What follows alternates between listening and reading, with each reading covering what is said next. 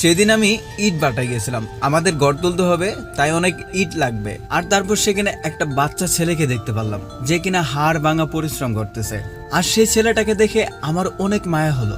একটা ছোট্ট ছেলে কিভাবে এত হাড় ভাঙা পরিশ্রম করতে পারে, তাও আবার ইট বাটার মতো এরকম জায়গাতে। আর তারপর সেই ছেলেটার সাথে কথা হওয়ার পর বুঝতে পারলাম সেই ছেলেটা যা কিছু করতেছে সবকিছু একটা গেমের জন্য। একটা ছেলে একটা গেমকে কতটা ভালোবাসলে এরকম কাজ করতে পারে। আর আপনারা যদি এই ছেলের পুরো ঘটনাটা শুনেন তাহলে আপনারাও কিছু সময়ের জন্য অবাক হয়ে যাবেন। আর আপনারা যারা গেম লাভার আছেন তারা হয়তোবা কান্নাও করে দিতে পারেন। তো চলুন তাহলে ছোট্ট একটা ইন্ট্রো দিয়ে আজকে ভিডিও শুরু করে ফেলি।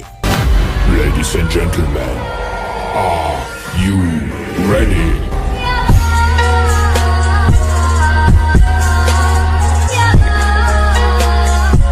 আমাদের ঘর তুলবে, তাই আমাদের অনেক ইটের দরকার। তাই আমি আর আমার আব্বু চলে গেলাম ইট কেনার জন্য ইটের বাটাই। আর ইটের বাটায় যাওয়ার পর আমরা ঘুরে ঘুরে দেখতেছিলাম কোন ইটগুলো সব থেকে ভালো। আর তারপরে আমি লক্ষ্য করলাম একটা ছোট্ট ছেলে এতগুলো করে ইট একাই নিয়ে গাড়িতে ভরতেছে, যেগুলো কিনা তার বয়সে করা একদমই ঠিক না। কেননা যারা গাড়িতে ইট লুট করেছে তারাই জানে এই কাজগুলো কতটা হার্ড এবং কষ্টের হয়। তো তারপর সেই ছেলেটা কাজ করতেছে, আর এটা দেখে তাকে আর আমি ডাক দিলাম না। যদি আমার ডাক দেওয়ার কারণে তার কাজে ডিস্টার্ব হয় তাহলে হয়তোবা তার মহাজন তাকে অনেক বকবে। আর এটা ভেবেই তাকে আর আমি ডাক দেওয়ার সাহস পেলাম না। তো তারপর আমি আর আমার বাবা সেখানে ভালো ইট দেখে ইটের বায়না দিয়ে চলে আসি বাড়িতে।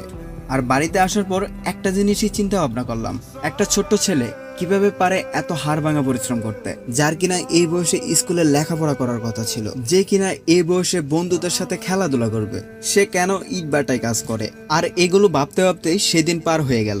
আর তার ঠিক 2 দিন পর আমরা আবার গেলাম সেই ইট বাটায়, কারণ আমাদের ইটগুলা নিয়ে আসতে হবে। আর তারপর আমি সেই ইট বাটায় যাওয়ার পর আমি মনে মনে খুঁজতেছিলাম সেই ছেলেটা কোথায়, কেননা আমার জানতে হবে এত কম বয়সে কেন এই ছেলেটা এত পরিশ্রম করতেছে। আর এই বিষয়টাই আমার মাথার ভিতরে বারবার ঘোরাফেরা করতেছে, কখন আমি সেই ছেলেটার সাথে কথা বলবো। আর এগুলো ভাবতে ভাবতেই আমার আব্বু আমাকে ডাক দেয়। তারপর আমরা ইট কেনার সম্পূর্ণ পেমেন্ট কমপ্লিট করি। এখন শুধু বাকি আছে ইটগুলো গাড়িতে লোড করে আমাদের বাড়িতে আনা। আর হ্যাঁ, আমরা কিন্তু ইট কেনার সময় গাড়ি ভাড়ার টাকা সহ একসাথে দিয়ে দিছি।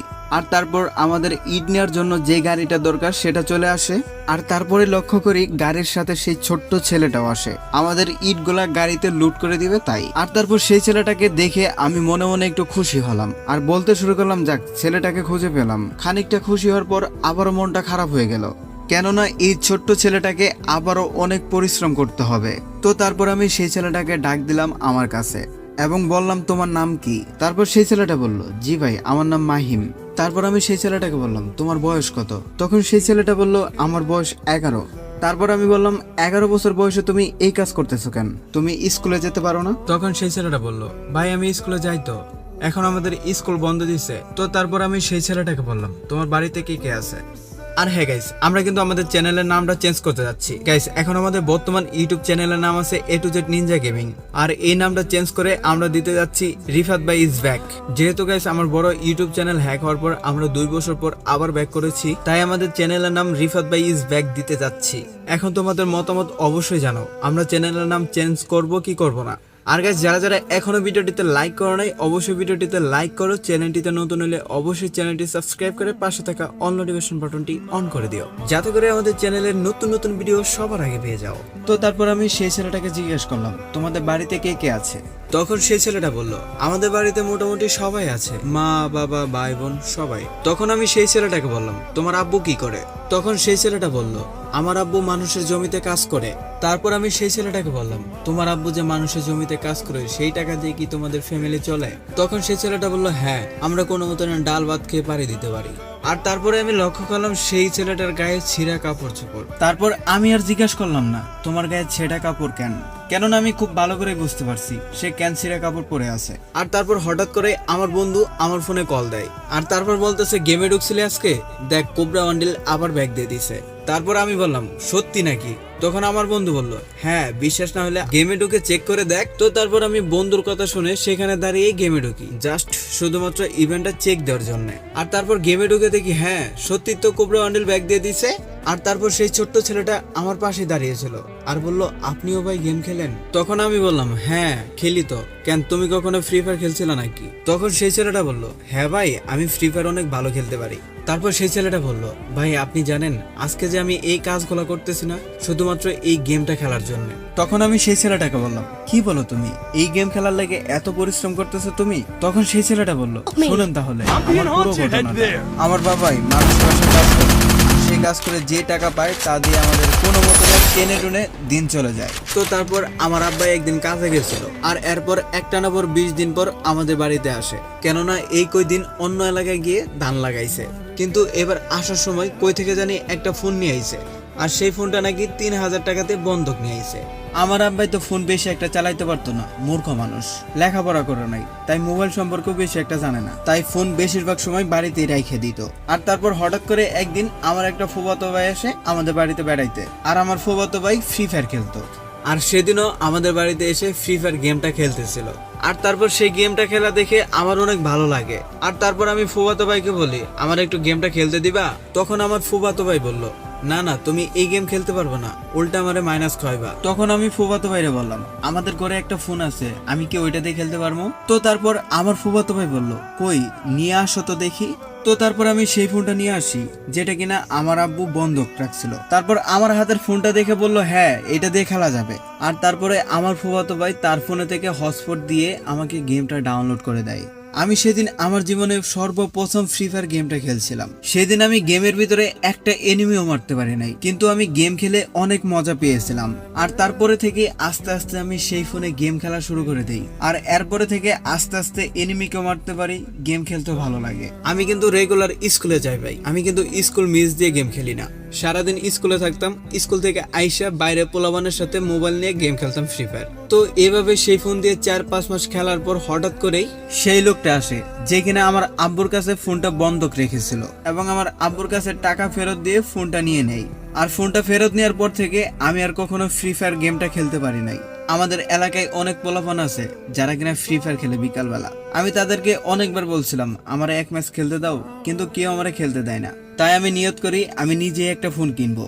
আর তারপরে আমাকে স্কুলে যাওয়ার জন্য যে টাকাগুলো দিত টিফিন খাওয়ার জন্য, আমি সেই টাকাগুলো না খেয়ে জমিয়ে রেখেছি। আর তারপরে হঠাৎ করে আমি এদিক দিয়ে একদিন যাচ্ছিলাম, হঠাৎ করে একটা লোক আমাকে বলল, বাবা আমার গাড়িতে কটা ইট তুলে দাও, আমি তোমার কিছু টাকা দিব নি, কিছু কিনে খেয়েও। তো তারপর আমি সেই লোকটার কথা শুনে দীর্ঘ 2 ঘন্টা ইট ভরে দেই তার গাড়িতে। আর তারপর সেই লোকটা কাজ শেষে আমার হাতে 100 টাকা দেয়, আর বলে, বাবা এটা দিয়ে তুমি কিছু কিনে খেয়েও।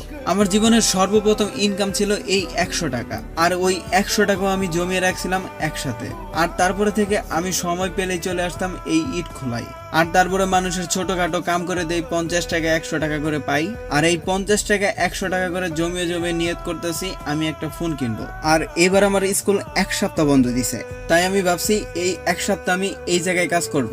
আর আমি যেহেতু আগে থেকে এখানে একটু একটু কাজ করতাম, তাই আমাকে সর্দারও বেশি কিছু না জিজ্ঞেস করে কাজ দিয়ে দেয়। আর এগুলো শোনার পর আমি তো কিছু সময়ের জন্য অবাক হয়ে গেলাম, কি বলে ছেলেটা, একটা গেম খেলার জন্য এত কষ্ট করতে পারে ছেলে? তো তারপর আমি সেই ছেলেটাকে বললাম, তাহলে কত টাকা হলো তোমার ফোন কেনার জন্য? তখন সেই ছেলেটা বলল, ভাই সব মিলিয়ে 4-5 হাজার টাকার মতো হবে। তখন আমি সেই ছেলেটাকে বললাম, বাহ অনেক টাকা ম্যানেজ করে ফেলছো। তারপর আমি বললাম, এই টাকা ম্যানেজ করতে তোমার কতদিন সময় লাগছে? তখন সেই ছেলেটা বলল, ভাই 2-3 মাস তো লাগছেই। তারপর আমি বললাম, তাহলে আর তোমার কত টাকা লাগে ফোন কেনার জন্য? ভাই 5,000 টাকার মতো আছে, আর 3,000 টাকা হইলে 8,000 টাকা দিয়ে একটা ফোন কিনে ফেলবো। তখন আমি সেই ছেলেটাকে বললাম, তোমার বাকি 3,000 টাকা ম্যানেজ করতে কতদিন সময় লাগবে? তখন সেই ছেলেটা বলল, ভাই যদি স্কুল খুলে দেয় তাহলে 1-1.5 মাস তো সময় লাগবেই। তো তারপর সেই ছেলেটাকে আমি বললাম, ধরো তোমার 3,000 টাকা একদিনে ম্যানেজ হয়ে গেল, তাহলে এখন তুমি কি করবে বলো? তখন সেই ছেলেটা বলল, ভাই আমি খুশিতে নাচিমো। তখন আমি সেই ছেলেটাকে বললাম, তাহলে তুমি নাচো। তখন সেই ছেলেটা বলল, ভাই আমি তো টাকা পাই নাই, নাচিমো কেন? তারপর আমি সেই ছেলেটাকে বললাম, তুমি যদি নাচো তাহলে আমি তোমার টাকা দেবো। আর সেদিন আমি দেখেছিলাম সেই ছোট্ট ছেলের হাসিটা, যে হাসিটা মনে হয় না যে লাখ টাকা দিয়ে কিনা যায়। জানি না আজকের এই ভিডিওটা তোমাদের কেমন লাগলো, কিন্তু যদি তুমি গেম প্রেমী হয়ে থাকো তাহলে এই ভিডিওটি তোমার মনে একটু না একটু হলেও জায়গা করে নিবে। আর কে কে তোমরা এই অবধি ভিডিওটা দেখেছো অবশ্যই কমেন্ট বক্সে লিখে যাবে OPP, তাহলে আমি বুঝতে পারবো তোমরা এই পর্যন্ত ভিডিওটি দেখেছো।